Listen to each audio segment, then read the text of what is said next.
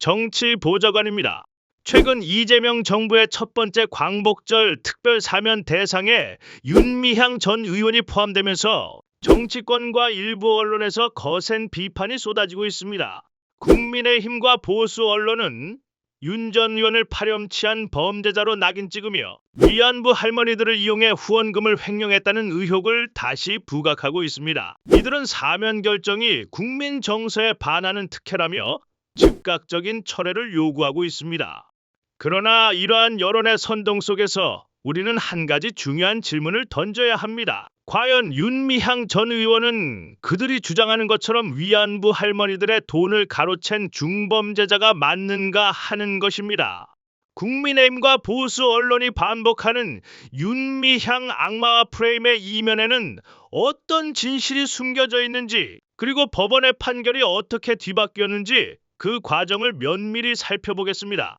2020년 윤미향 전 의원에 대한 마녀 사냥이 시작되었을 때 언론은 각종 의혹을 쏟아냈습니다. 딸의 유학비, 아파트 구입, 남편 회사의 일감 몰아주기, 안성 쉼터 불법 증축 및 헐값 매각 등 수많은 의혹들이 제기되었습니다. 하지만 이 모든 의혹들은 검찰 수사 단계에서 모조리 무혐의 처리되었습니다. 검찰이 기소한 혐의는 총 8가지였는데 이마저도 사실관계를 억지로 짜깁기 한 것에 불과했습니다. 검찰의 무리한 기소에도 불구하고 재판은 4년이 넘는 긴 시간 동안 진행되었고 그 이유는 범죄를 증명할 명확한 증거가 없었기 때문입니다.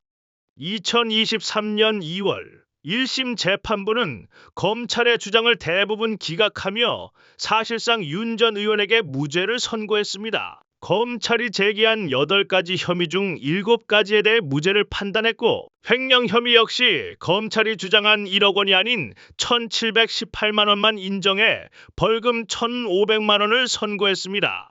이마저도 사적으로 유용한 돈이 아니었습니다. 과거 정대협 활동 당시 할머니들과의 활동에 사용된 경비나 식사 비용 등을 먼저 자신의 돈으로 지출한 뒤 나중에 영수증을 제출하고 보전받는 과정에서 발생한 회계 처리상의 문제입니다. 워낙 오래전의 소액 지출이라 영수증을 찾지 못한 내역을 합산한 금액이었던 것입니다.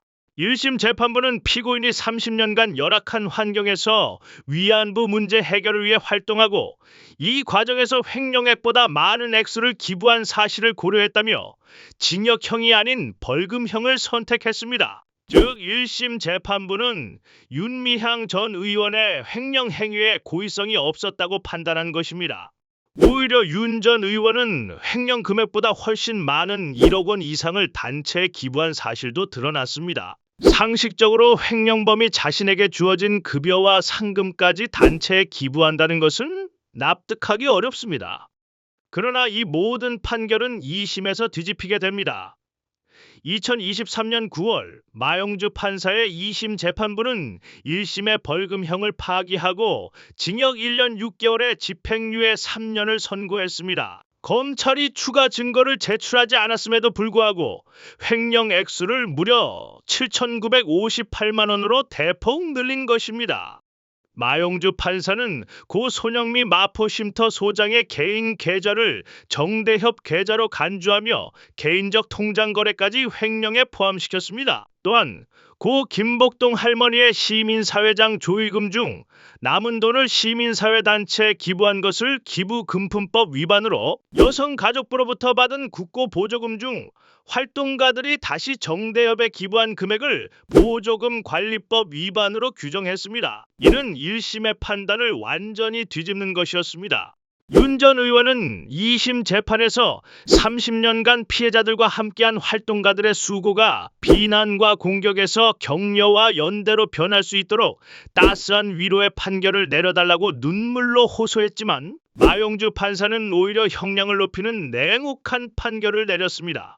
이러한 논란의 중심에 있는 마영주 판사는 윤 전 의원에 대한 대법원 확정 판결이 내려진 바로 그날 대법관 후보로 추천되었습니다. 그리고 조희대 대법원장에 의해 임명 제청되어 결국 마영주 대법관이 되었습니다.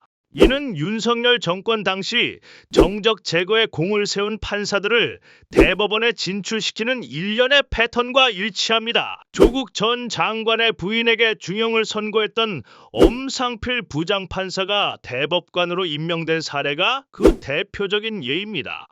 마용주 대법관은 대법관 임명 이후 이재명 대통령의 공직선거법 사건을 파기환송하는 데 참여하며 지연된 정의는 정의가 아니다라는 보충 의견을 내기도 했습니다. 이는 사법부가 정치적 영향력에서 자유롭지 못하다는 비판을 더욱 키우는 대목입니다.